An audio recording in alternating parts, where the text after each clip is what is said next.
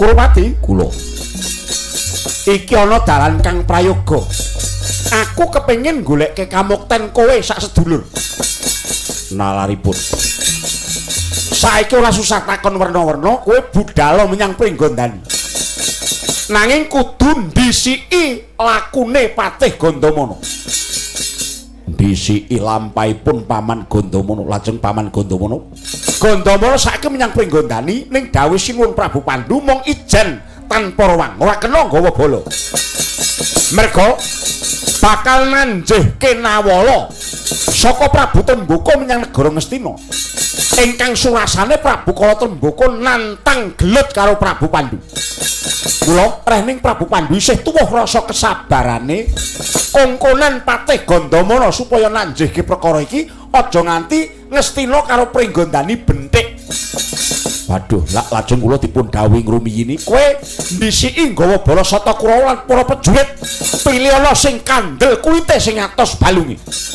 Lajeng keparengipun tinimbang negara Ngastina kedisikan diserang Pringgondani kudu ndisiki nyerang Pringgondani.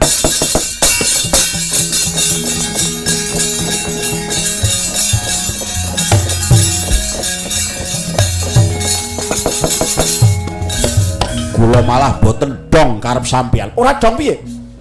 Keparengipun Paman Prabu Pandhu lek mboten ngajab dumadosing perang antawisipun Ngastina kaliyan Pringgondani. Pancen ora.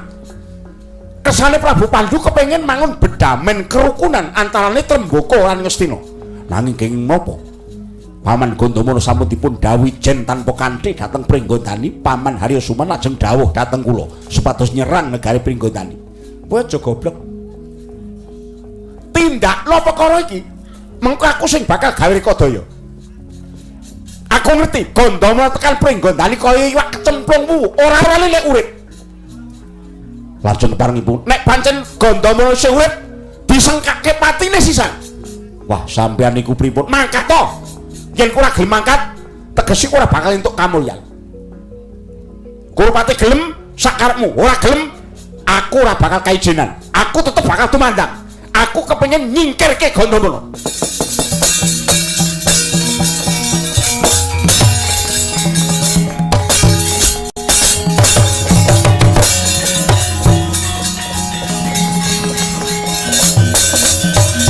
Beko sangya prajurit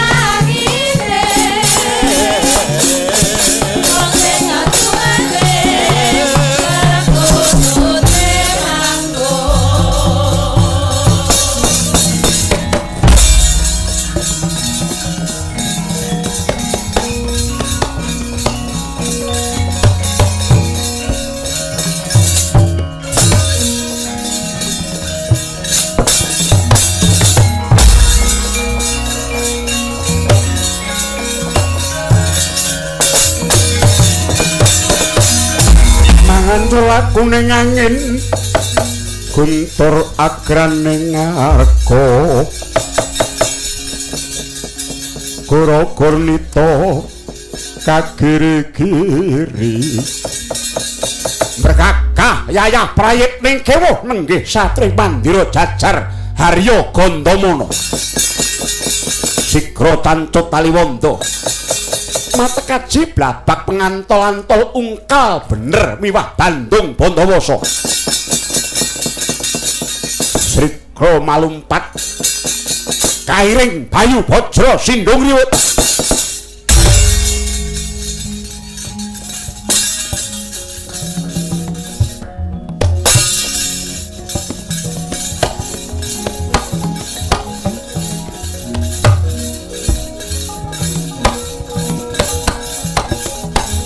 kemang sandok pecah cancut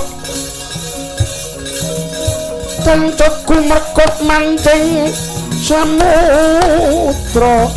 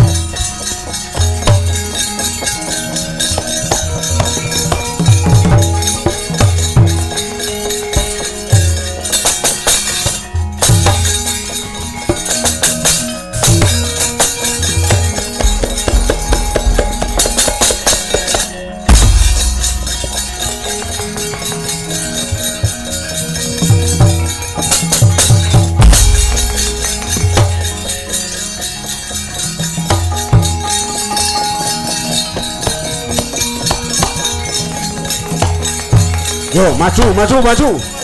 Kabeh do maju. Pringgondani diserang. Diserang. Yo, maju. Maju.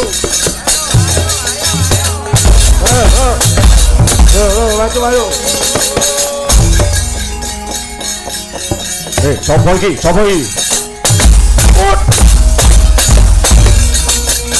Cok. Enek musuh teko. Do maju. Tandingi. Yo. Yo.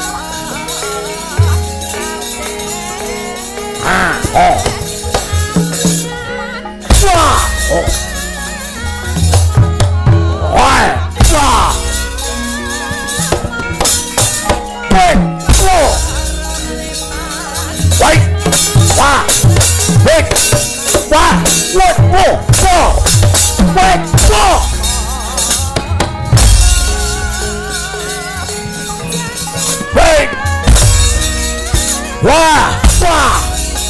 Hei, wah. Oh. Hei, wah. Waya.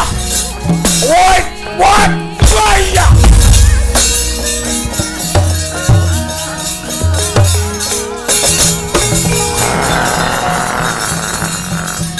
Oh. Oh. Hei. Wah.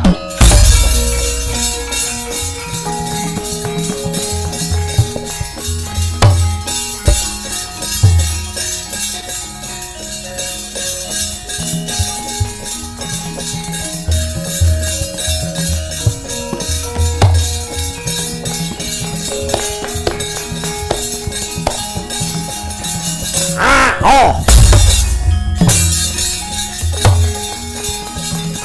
Oh. Ha. One. Wah. Wah. Ah. Yeah. Wah. Ah. Ah. Ah. Ah. Ah. Yeah.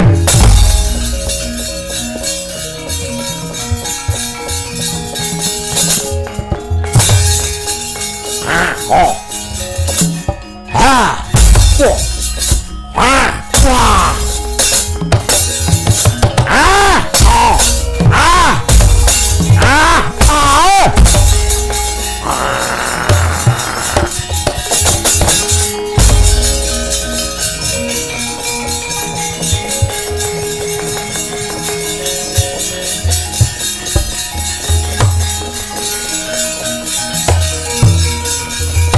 Yay!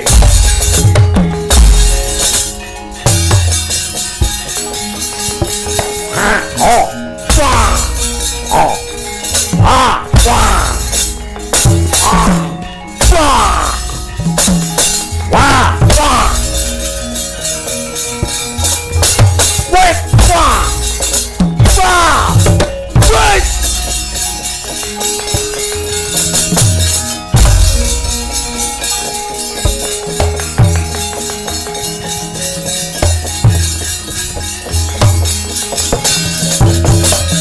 Kaseksa krura kagiri-giri genyorir Prabata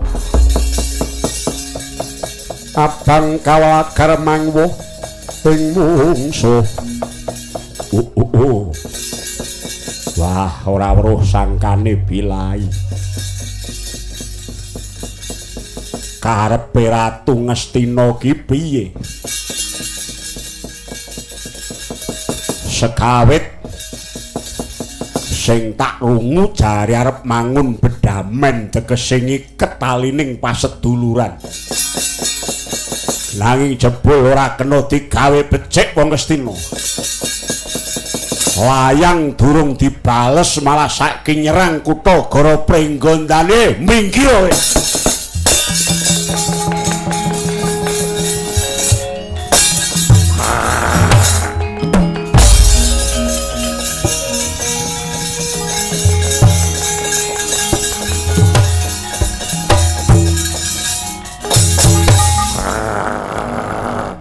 Kowe sapa Raden Kurupati? Brajamusti. Ora nganggo tatanan wong Ngastina, nganggep wong Pringgondani dudu sak pepadamu. Mbah Raidep bedah negaramu huntal Malang. Wah.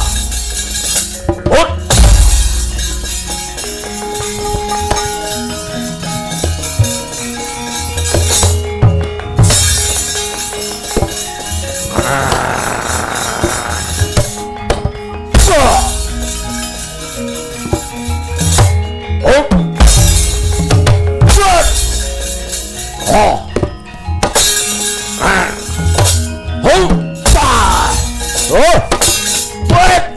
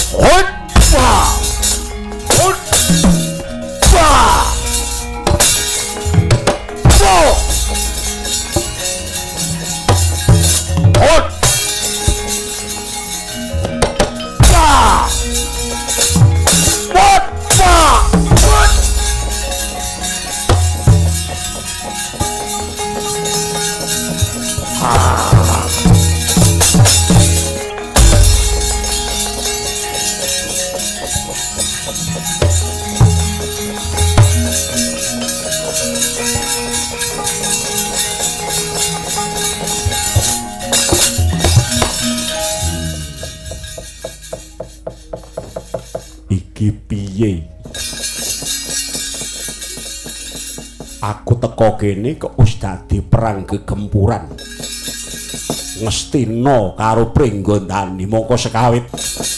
Aku nampa dawuh Gustiku ingkang sinuwun rene mung ijen tanpa ruwang. Sapa sing mandhekani prajurit Ngastina nganti dadi perang campuh kaya ngene. Mbuh redhep tekaku mrene mung bakal mangun paseduluran. Pisau, mandeko.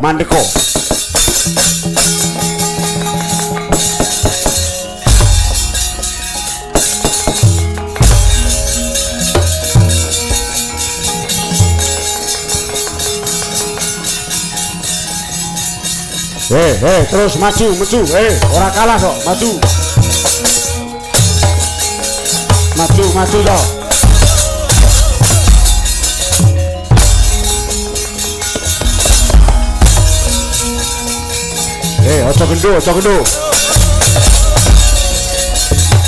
Ojo gendo toh, ayo maju.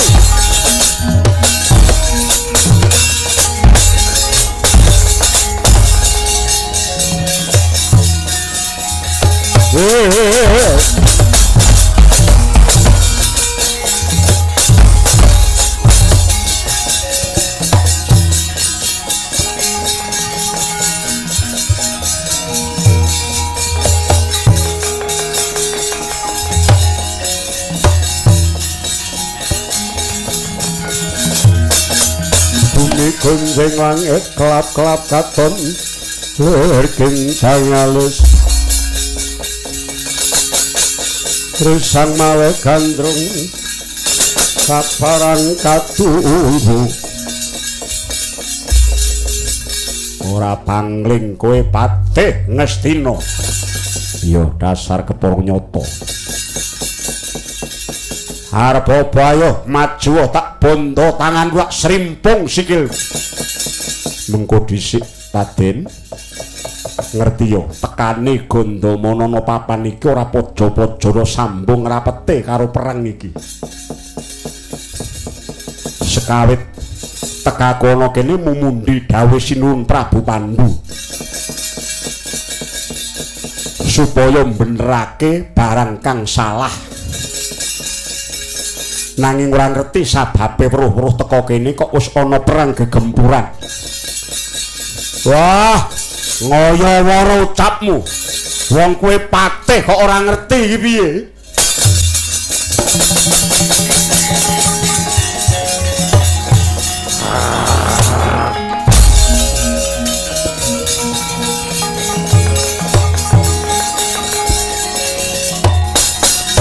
Kae patih Ngastina, dirancap.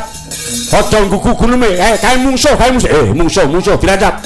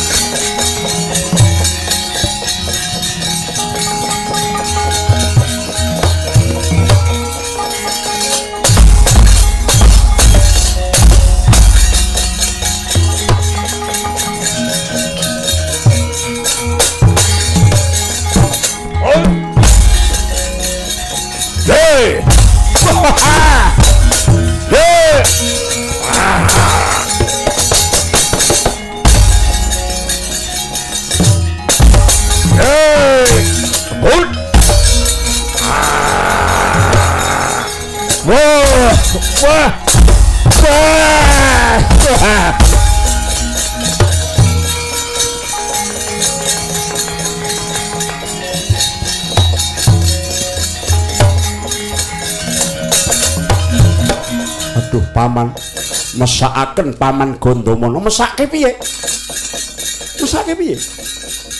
malah aku wis yasa luweng ana kene tak tutupi nganggo rumpun gegodhongan lan rencekan pang-pangi kayu padha ora roh yen kono kae dununge. Mumpung dirandhap jemparing, dikepung prajurit. Digusah supaya tumuju menyang luweng kae. Wah, paman pripun ora sakaken.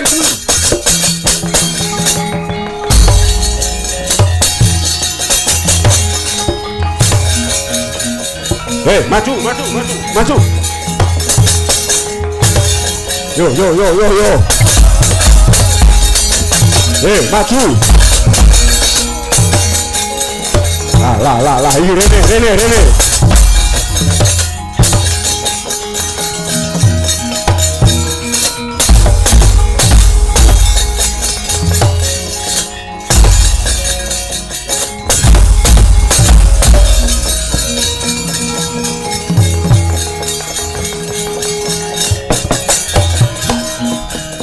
Saya waringuten tandhange prajurit Ngastina miwah Pringgondani. Wis kinepung wakul Sang Gandamana. Saya kadhesek kaya kadhesek. Parandene daltan arsa males Sang Gandamana. Awit dening pana sejatining lelakon. Dadak sakole mangke mundur kacemplung luweng Sang Gandamana.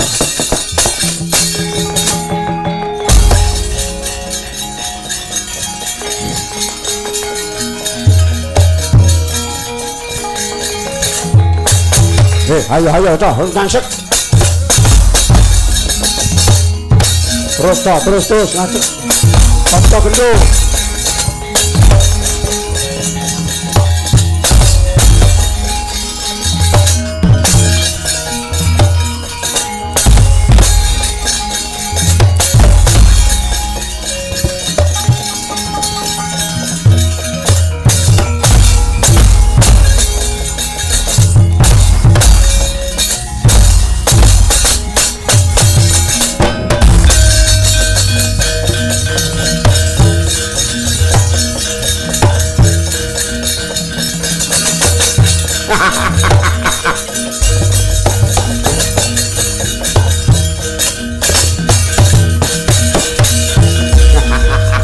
Mudar kowe Gandha. Ora kang padha sumurup yen to iki akale Haryasuma. Joko Pitana dur sesela dur wegati Kartoman. Tableken watu saka dhuwur, aja nganti urip.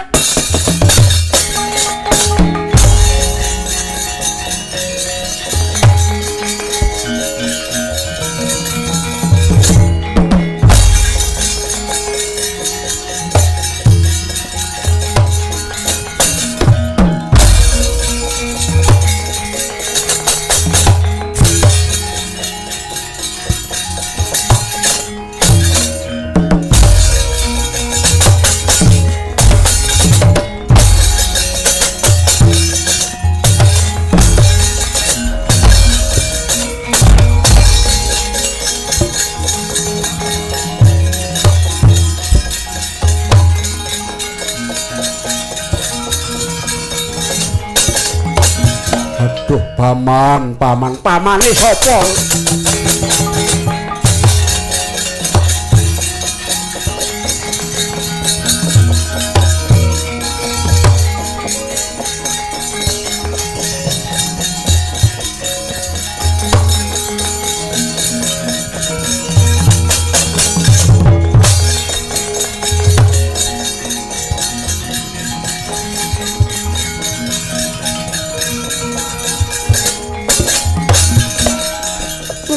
Mangkara kingken ler manguswa kang layon tanya ilang memanise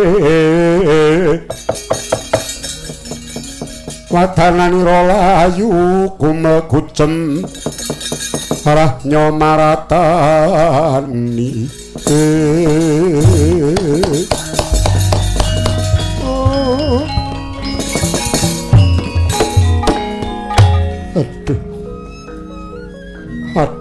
Adikku Yayi Gandamana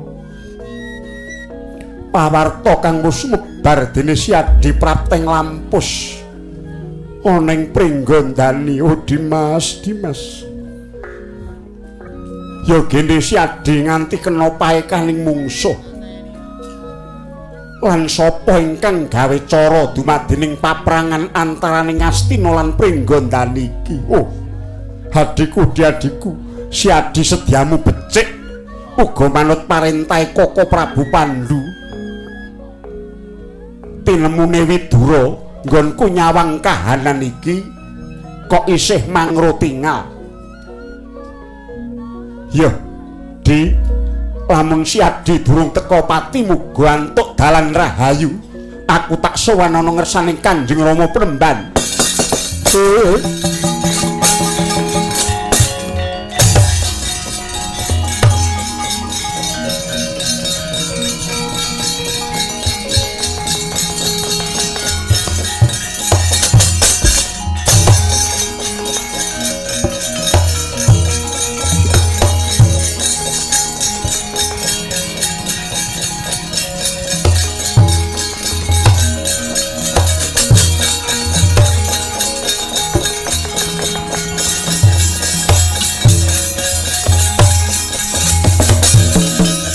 Pandhita Karya Wangsit pindha kumbang ajabing tawang susuh angin ngendi gone. Oh ilahing iki mantuku Yama Widura nggih padha becik tekan nguni nggih Rama Penembane Skala sowan kula. Ana parigawe apa sumengko lakumu ning Arga Tumlawung? Rama Penemban waleh-waleh menapa? Wekdal dinten menika wonten dardah ngantawisipun Ngastina kaliyan Pringgondani. Oh, kosek Ngastina karo Pringgondani derdah inggih Rama Penemban. Lho, gajeke Prabu Trembaka kae seswane Prabu Pandhu kang ditresnani. Teka dadi dardah kepiye?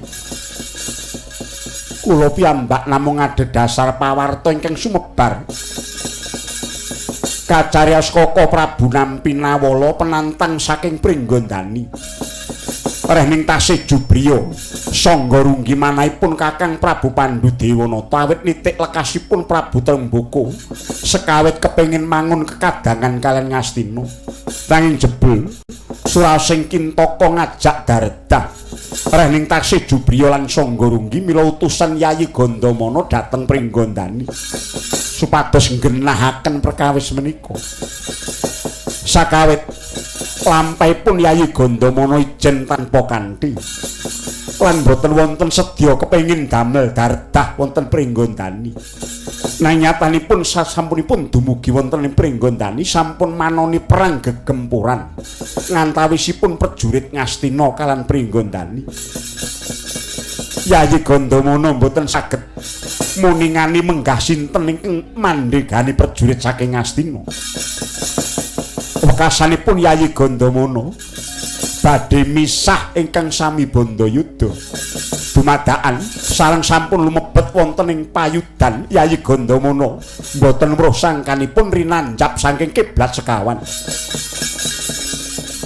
Ngantos meh tatuareng kranjang Yayi Patih Gandamana wekasanipun kacemplung wonten madyaning luweng. Nanging ngungune ngraos kula kenging menapa dumados perang kados mekaten Rama Penemban.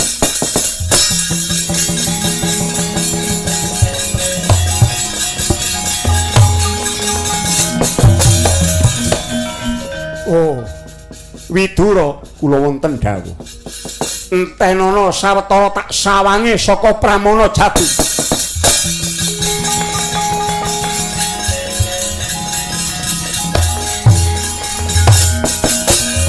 Bumi gonjing langit kelap-kelap katon lir kincanging alus. Risang mawe gandrung sabarang katulu. Oh. Wah, layak to layak. Aku ngempake Pramana Jati jatining rasa kadewan, aku bisa padhang paningalku.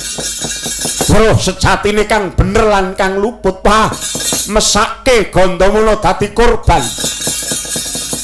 Kula nyuwun gungan dhateng Paduka Rama Penemban Landhak Seta keparenga paring pitulungan dhateng kadang kula Yayi Gandamana. saiki Gandamala ditablek watu saka dhuwur ora bisa obah. Bisane nulungi kudu ndodos bumi, tutno lakuku tak bobole bumi.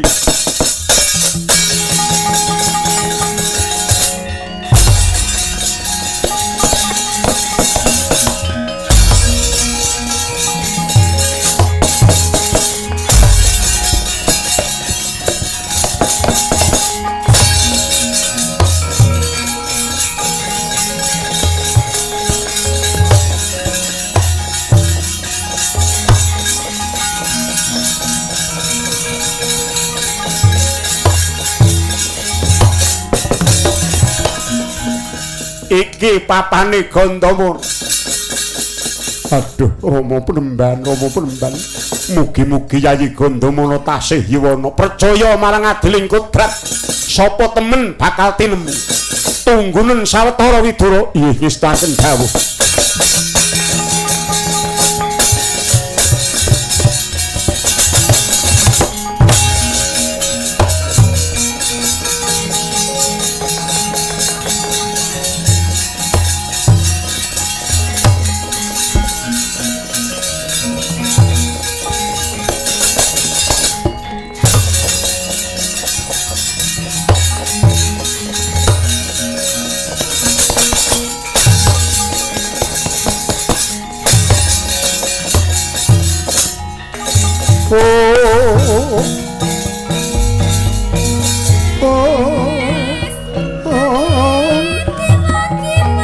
Samar pamoring suksma sinuk semaya pinah yang sepi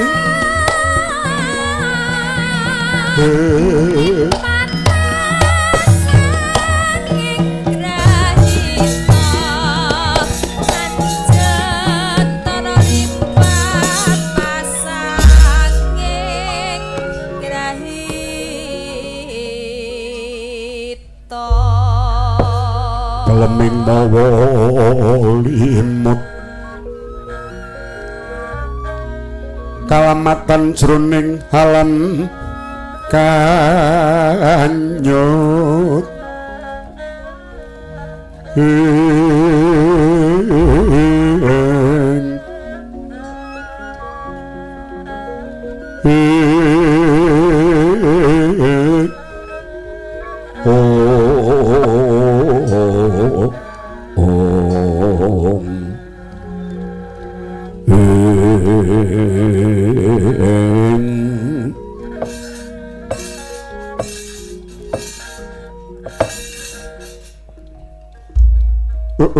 Rong ilahing awit namastu namasidam Raden Gandamala ditepungake wayaku maratuwane Sang Yama Widura jenengku Resi Landhak Seta. Aduh adikku diadikku tilemu rahayu Basuki Siadi manggih mulya.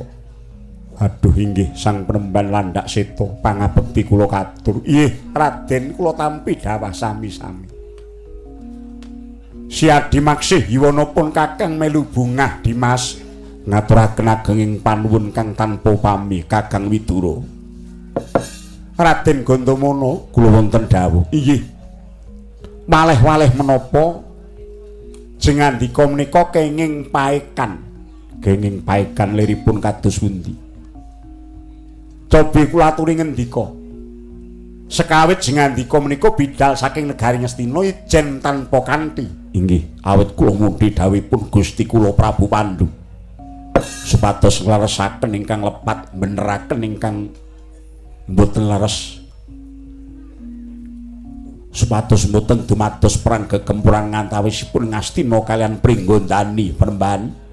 Namung nyatanipun sareng kula dumugi Pringgondani. Ing mriku sampun wonten perang ageng.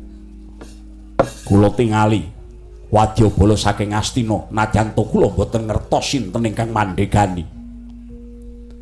Ciptaning manah kula tetep tuhu setya dhateng sesanggeman badhe misah ingkang sami Bandayuda. Parandene boten warosang kaning bilai kula kados perinancap saking kiblat sekawan. Boten wonten ciptaning manah kepengin males dhateng prajurit Pringgondani babar pisan boten. Nanging Jebul kula piyambak ingkang malah dawah wonten madyaning pabaratan rinanjap jemparing mahewu-hewu cacahipun ngantos kula boten mangertos kenging menapa kula lajeng lumebet madyaning sumur.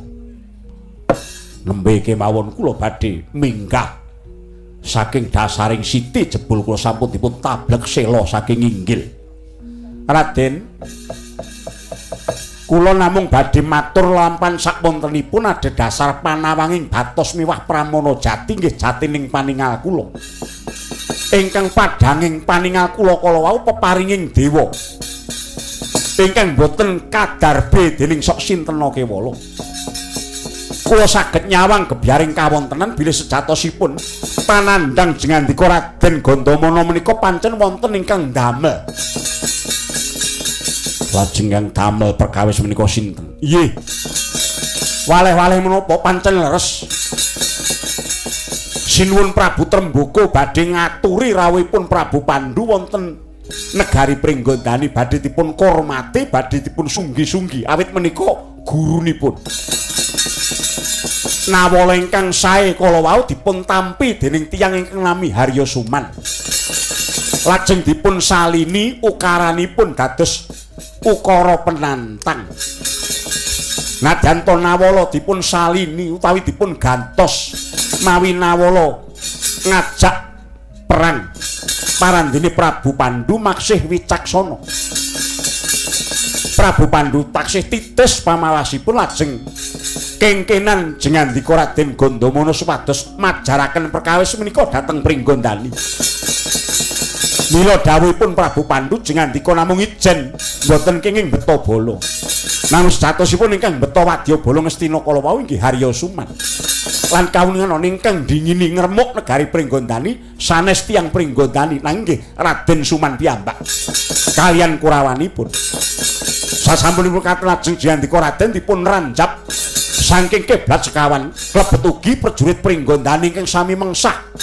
Handika kinira jengandika ingkang beta prajurit saking negari Ngastina. Lan ingkang yasa luweng gura kala wau inggih namung Raden Harya Suman. Pamripun supados Raden Gandamana pecah. Sanjengandika lena cemplung wonten madyaning luweng lajeng Sengkuni dawuh, "Nggih Suman dawuh dhateng para sata Kurawa kinen ngeblek sela saking inggil." Mila Sengkuni ingkang dados tok sumbering perkawis menika Raden.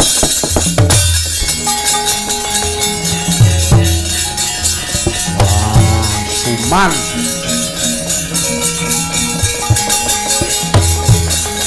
Suman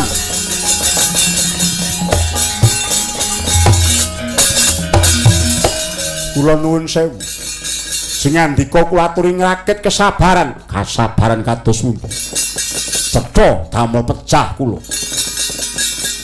nggih menawi jengandika mboten ngrakit kesabaran kula mboten badhe tanggel yuwananipun Raden Gandamana suwita wonten negari Ngastina. Awit ngaten nggih. Nuwun sewu. Tiyang nimpuna jaman rumiyin sampun ate ameca bilih.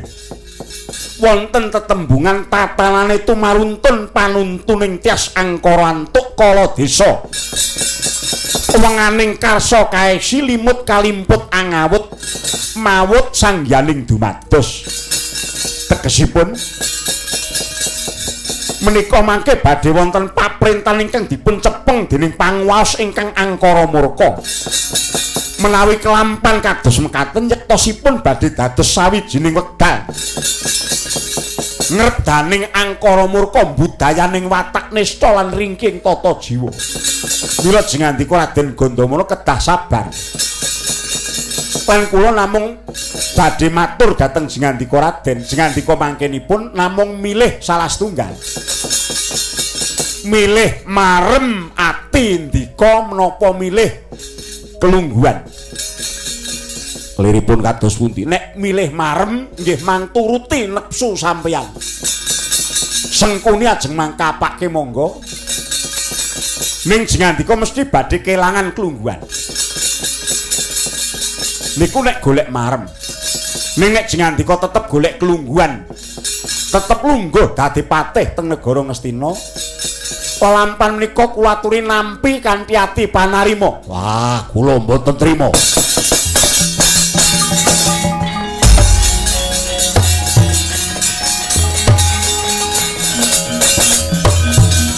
Aduh, Rama Penemban. Pelampanipun Yayi Ganda menungko kados pundi? Rama Penemban kula nyuwun dawuh. Widura. Widura awat-awatana lelakoni adimu iki.